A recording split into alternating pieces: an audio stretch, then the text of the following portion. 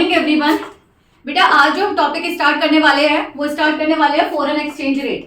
अब यहाँ पे क्वेश्चन आता है कि पहली चीज है कि फॉरेन एक्सचेंज रेट होता क्या है। पहला तो आएगा मीनिंग कि फॉरेन एक्सचेंज रेट है क्या। तो फर्स्ट थिंग इज देयर कि हमारी जो करेंसी होती है, जो हमारी कंट्री की करेंसी होती है, उसको हम कहते हैं डोमेस्टिक करेंसी। क्या कहते हैं उसको? डोमेस्टिक करेंसी कहते हैं। और जितना भी करेंसी बाहर की कंट्री का होता है, जो भी करेंसी बाहर की कंट्री का होगा उसको हम कहेंगे फॉरेन एक्सचेंज।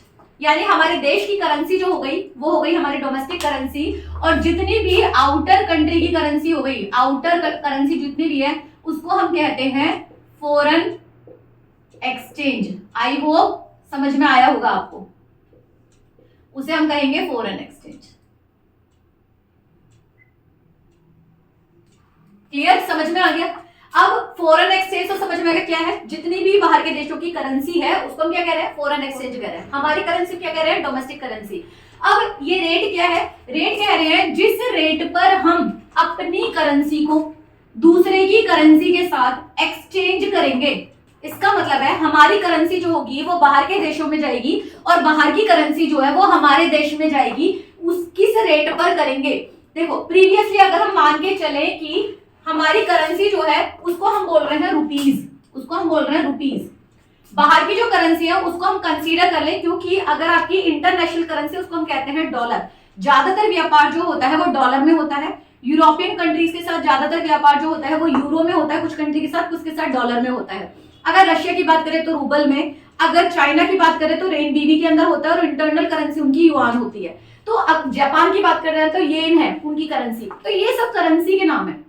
हमारी करेंसी है रुपीस। जब हम व्यापार करेंगे, सपोज कि हम अमेरिका के साथ व्यापार कर रहे हैं, तो हम अमेरिका रुपीस थोड़ा देंगे, हम क्या देंगे उनको? डॉलर में। अब अगर वो हमसे कोई चीज सामान खरीद रहे हैं तो क्या वो हमें डॉलर देंगे? नहीं, वो हमें डॉलर नहीं देंगे, वो हमें देंगे बेसिकली रुपीस। लेकिन इंटरनेशनल लेवल पर एक समझौता होता है जिसके तहत ये माना गया कि अगर हम अपनी रुपीस में या उनकी रुपीस में दे रहे हैं तो हमारे पास डॉलर कम हो जाएगा, उनके पास रुपीस बढ़ जाएगा, या उनके पास रुपीस ज्यादा हो जाएगा, हमारे पास डॉलर है।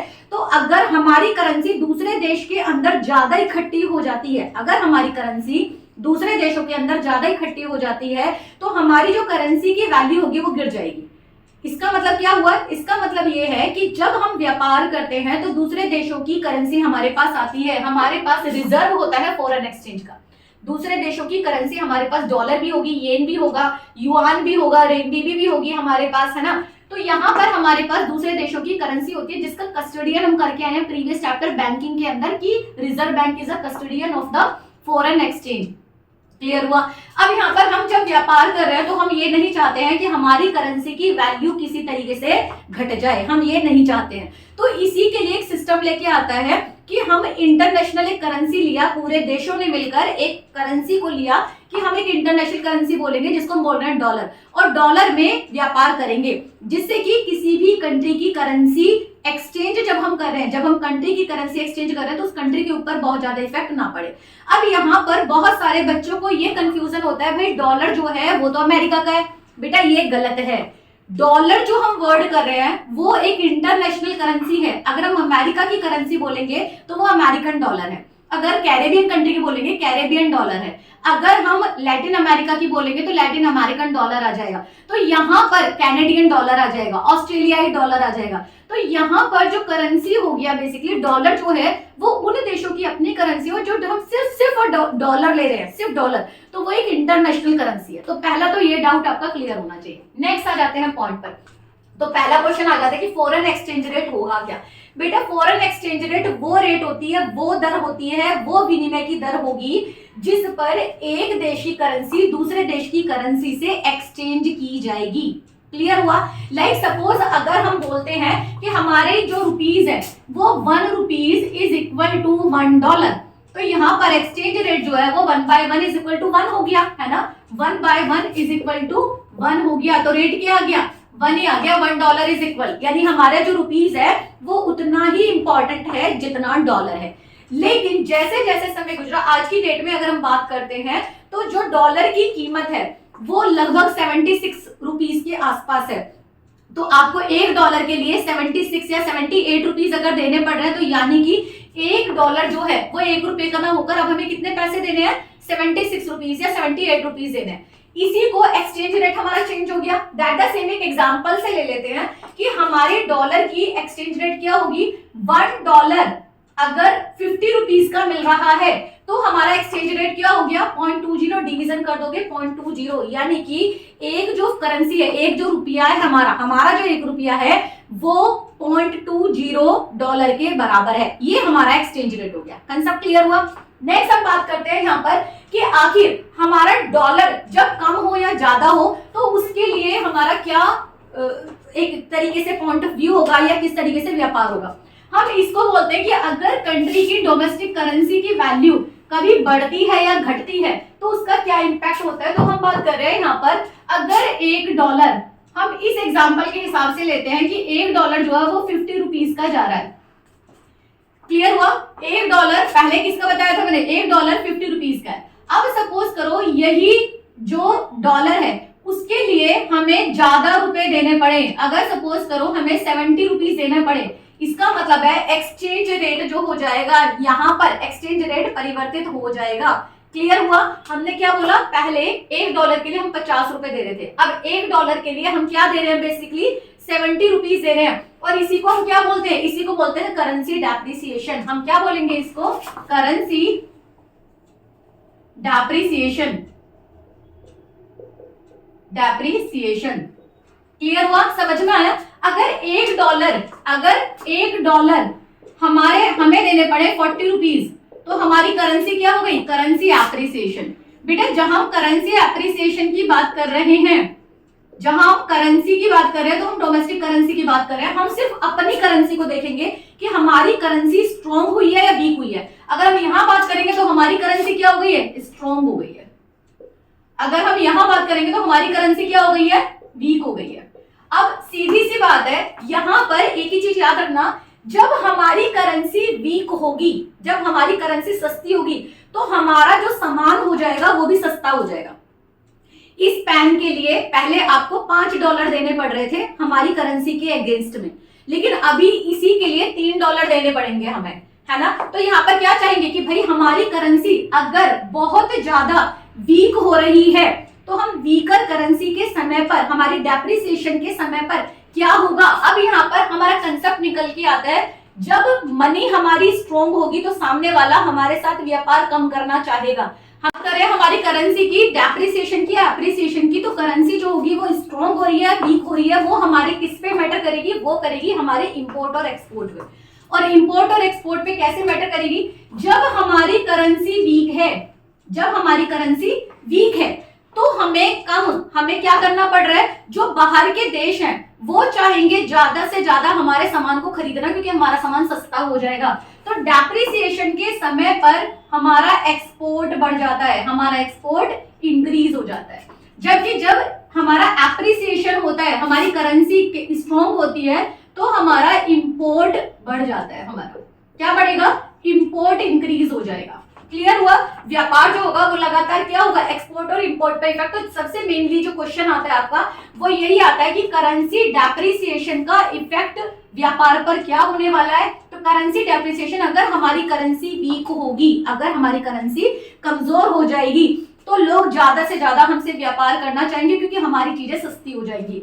जबकि जब हमारी चीजें महंगी हो जाएंगी तो हम यहाँ क्या कह रहे हैं, जब हमारा पैसा स्ट्रॉन्ग होगा तो हम चाहेंगे कि जब हमारा पैसा स्ट्रॉन्ग हो गया यानी हमें कम डॉलर देने पड़ेंगे, हमें कम रुपीस देने पड़ेंगे, तो हम ज्यादा से ज्यादा चीजों को क्या कर ले, बेसिकली इंपोर्ट करा ले। तो this is the main effect of the currency appreciation, currency depreciation. हम क्या बात करें, करेंसी एप्रिसिएशन होता क्या है। करेंसी एप्रिसिएशन का मतलब होता है जब डॉलर के मुकाबले में हमारी करेंसी स्ट्रॉन्ग हो जाए। बेसिकली जब डॉलर के मुकाबले में हमारी करेंसी जो है, हमें क्या देना पड़े, डॉलर के मुकाबले में हमें कम पैसा देना पड़े तो हमारी हो जाएगी करेंसी एप्रिशिएट। जब डॉलर के मुकाबले में हमें ज्यादा करेंसी देनी पड़े तो हो जाएगी डेप्रिशिएट। क्लियर। जब हमारी करेंसी डेप्रिशिएट होती है तो हमारा एक्सपोर्ट ज्यादा होता है क्योंकि हमारा सामान सस्ता हो जाता है। जब हमारी करेंसी एप्रिशिएट होती है तो हमारा जो करेंसी होती है, जो पैसा होगा वो क्या हो जाएगा, जो एप्रिशिएट होने की वजह से हमारी करेंसी स्ट्रॉन्ग हो जाएगी और ज्यादा से ज्यादा हमारे यहाँ पर जो देश है वो क्या करना चाहेंगे, हम लोग इंपोर्ट करेंगे, हम ज्यादा से ज्यादा चीजों को कम रेट में, कम पैसे देके हम ज्यादा से ज्यादा चीजों को लेना चाहेंगे। तो ये हो गया करेंसी एप्रिसिएशन और करेंसी डेप्रिसिएशन का कंसेप्ट। नेक्स्ट आ जाता है कि आखिर कितने तरह के एक्सचेंज रेट होते हैं। बेटा पहला एक्सचेंज रेट जो होता है वो होता है फिक्स एक्सचेंज रेट। अब फिक्स को क्या बोल रहा है, फिक्स कैसे कह रहे हैं, ये फिक्स ये कह रहे हैं कि जब इंटरनेशनल मार्केट के अंदर अगर लगातार करेंसी का एक्सचेंज होता है तो इसका इफेक्ट डेवलपिंग कंट्रीज पे ज्यादातर नेगेटिव होता है। इसी को बचाने के लिए, क्योंकि कहीं ना कहीं ऐसा ना हो कि दूसरे देशों के अंदर हमारा जो पैसा है उसकी स्टोरेज हो जाए, तो इसके लिए क्या किया जाएगा, यहाँ पर कह रहे हैं कि भाई जो आपको पैसा देना है, जो आपको पैसा एक्सपोर्ट या इंपोर्ट का जो इनकमिंग और आउटगोइंग होना है, तो वो आप किस रूप में दे दो, वो आप पैसा ना देकर, किसी कंट्री की करेंसी ना देकर आप क्या दे दो, यहाँ पर आप पैकिंग सिस्टम कर दो और उसको गोल्ड के रूप में दे दो या प्रीशियस आइटम के तौर पर दे दो। इसे कहते हैं पैक्ड सिस्टम। क्या कहते हैं इसको, पैक्ड सिस्टम। पैक्ड सिस्टम का मतलब होता है टाई अप, यानी आपने अपनी करेंसी को किससे कर दिया, आपने अपनी करेंसी को किसी भी precious item, example gold, platinum या सिल्वर के रूप में टाई अप कर दिया। इसका मतलब है जब आप व्यापार कर रहे हो तो मैं आपको करेंसी नहीं दे रही हूं, मैंने आपको क्या दे दिया, गोल्ड दे दिया। जो आपके करेंसी के हिसाब से गोल्ड बनता है उतना गोल्ड मैंने आपको दे दिया, तो मेरी करेंसी कहीं ना कहीं मेरे पास रह गई, जिसकी वजह से वो क्या रहेगा, सेफर रहेगी और मेरी करेंसी जो है वो डेप्रिसिएशन होने से बच जाएगी। Concept clear. नेक्स्ट आ जाता है flexible exchange rate. Flexible exchange rate ये है बेसिकली बेटा, जब हमारा एक्सचेंज रेट समय के हिसाब से चेंज हो रहा होता है, इसको चेंज कौन करता है, गवर्नमेंट करती है। गवर्नमेंट ये देखती है कि फॉरेन करेंसी की कितनी डिमांड है और कितनी सप्लाई अवेलेबल है, उसके हिसाब से जो रेट होता है वो कंटिन्यूअसली चेंज होता रहता है। और जब वो कंटिन्यूअसली चेंज होता रहता है उसको हम फ्लोटिंग एक्सचेंज रेट या फ्लेक्सिबल एक्सचेंज रेट कहते हैं। यानी एक्सचेंज रेट जब चेंज हो रहा है, फ्लेक्सिबल है, तो ये जो एक्सचेंज रेट है ये क्या है, फ्लेक्सिबल है। अगर हम थर्ड की बात करते हैं तो मैनेज है। मैनेज का मतलब हो गया जहां पे फिक्स भी होगा और फ्लेक्सिबल भी होगा। इसका मतलब क्या है, कुछ अमाउंट जो हम पे करेंगे, कुछ अमाउंट जो हम पे करेंगे वो प्रीशियस मेटल में कर देंगे और कुछ अमाउंट जो हम पे करेंगे वो रेट पर करेंगे जो फॉरेन एक्सचेंज रेट है। That means in the both way we are paying our loan, या हमारा जो पैसा है जो हमारे एक्सपोर्ट के बदले में, इंपोर्ट के बदले में, इंपोर्ट के बदले में जो हम पैसा दे रहे हैं, जो देनदारी या लेनदारी है वो किस रेट पर कर रहे हैं, वो हम गोल्ड भी दे रहे हैं, ये सिल्वर भी दे रहे हैं, या जिसके साथ हमने पैकिंग की है या टाई अप किया है जिस भी मेटल के साथ, वो हम प्रोवाइड करें। As well as we are providing, partially we are providing in the form of the foreign currency. ये हो गया आपका manage exchange rate. Concept clear.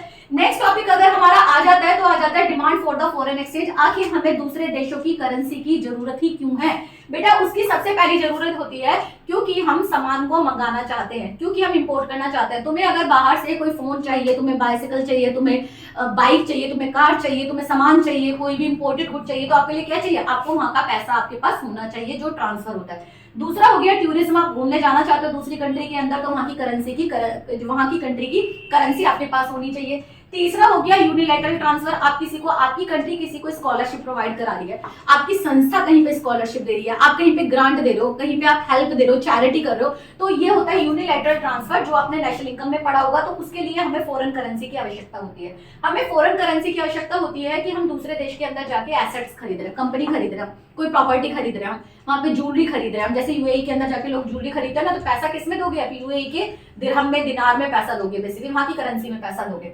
Next आ जाएगा स्पेकुलेशन। बेटा स्पेकुलेशन को जनरली लॉटरी के लिए या सट्टाबाजी के लिए पैसे दिया जाता है, जो सब कंट्रीज के अंदर लीगल नहीं होता, लेकिन कुछ कंट्रीज के अंदर ये लीगल होता है। तो स्पेकुलेशन के लिए भी अगर हमें दूसरी कंट्री के अंदर जाके पैसा लगाना है स्पेकुलेशन पर्पस के लिए, लॉटरी के लिए, तो वहां के लिए हमें उस कंट्री की करेंसी चाहिए। तो ये हो गया क्यों हमें दूसरी कंट्री की करेंसी की डिमांड होती है।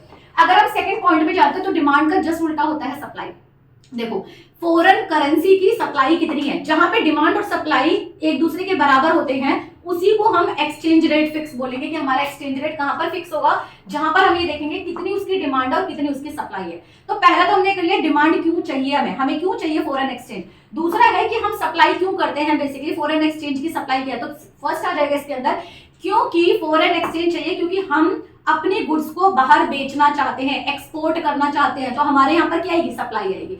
बेटा जब भी आप इस चैप्टर को कर रहे हो तो अपनी कंट्री के रेफरेंस में करना, इंडिया के रेफरेंस में करना, not of the other country. Clear हुआ। नेक्स्ट हम बात कर रहे हैं फॉरेन इन्वेस्टमेंट। अगर हम चाहते हैं कि हमारे पास हमारी कंट्री जो है, हम जो है वो दूसरे देशों के अंदर इन्वेस्टमेंट करें, तो डिमांड हुआ हमारा। और जब हम इन्वेस्टमेंट फॉरेन इन्वेस्टमेंट कराना चाहते हैं अपनी कंट्री के अंदर, मेरी कंपनी के अंदर मैं चाहती हूँ बाहर से इन्वेस्टमेंट आ जाए, तो उसे ही हम क्या कह रहे हैं, फॉरेन इन्वेस्टमेंट कह के चल रहे हैं। तो इसके लिए क्या होगा, हमारे यहाँ पे सप्लाई आ जाएगी। नेक्स्ट आ जाएगा रेमिटेंस। रेमिटेंस का मतलब है जैसे हमने यहाँ पर यूनिलैटरल किया, यहाँ पर भी होगा छूट जो होता है, तो रेमिटेंस होती है जो भी छूट है। अगर किसी चीज पे हमें छूट मिलती है, अगर हम प्रोवाइड करा रहे हैं, हम एक्सपोर्ट पे छूट प्रोवाइड करा रहे हैं, तो बाहर से ज्यादा जो अमाउंट होगा वो हमारे यहाँ आ जाएगा। या कोई भी अगर हम यूनिलैटरल ट्रांसफर करते हैं तो पैसा कहाँ जाएगा, हमारे देश में। जैसा हम दे रहे थे वैसे ही हमें मिलेगा वो पैसा, यानी फॉरेन एक्सचेंज जो है वो हमारे यहाँ पर आ गया। अगर कोई भी कंट्री हमें हेल्प करना चाहती है, कोई भी देश की तरफ से अगर किसी भी तरह की स्कॉलरशिप हमारे देश में दी जा रही है या ग्रांट दिया जा रहा है, तो वो पैसा कहाँ जाएगा, हमारे देश के अंदर आ जाएगा। नेक्स्ट आ जाएगा speculation again, that for the speculation purposes many of the countries are there that they invest in a country. वो दूसरी देश की कंट्री हमारे देश के अंदर क्या करेगी, पैसा इन्वेस्टमेंट करेगी। तो ये हो गया कि why we required, what is the demand of the foreign currency, या हम फॉरेन करेंसी की डिमांड क्यों करते हैं, या ये हो जाएगा कि हम फॉरेन करेंसी की सप्लाई हमारे यहाँ कैसे होती है, व्हाट आर द रीजंस की सप्लाई होगी भारत के अंदर। अब ये हम जब डिमांड और सप्लाई कर रहे हैं, अगेन मैं बता रही हूँ ये भारत के रेफरेंस में कर रहे हैं कि हमारे देश से बाहर जाएगा पैसा और हमारे देश के अंदर आएगा। जब हम अंदर की बात कर रहे हैं तो सप्लाई होगी कि हमारे यहाँ आ रहा है, जब हम डिमांड की बात कर रहे हैं तो हमें क्या करना है, बाहर पैसा देना है, तो हमें क्या देना पड़ेगा, उसी देश की करेंसी देनी पड़ेगी उन देशों को।